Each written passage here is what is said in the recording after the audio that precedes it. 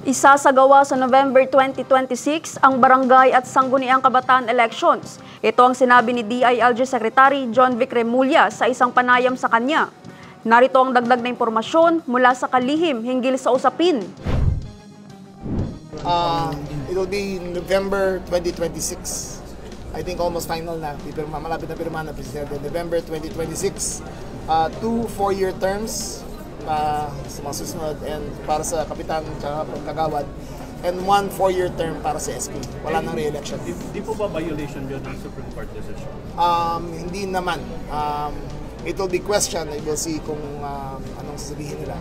Kasi ang term na to naging 2 years lang eh. Diba? You cannot shorten it eh. So, ginagawa lang namin parehas yung system.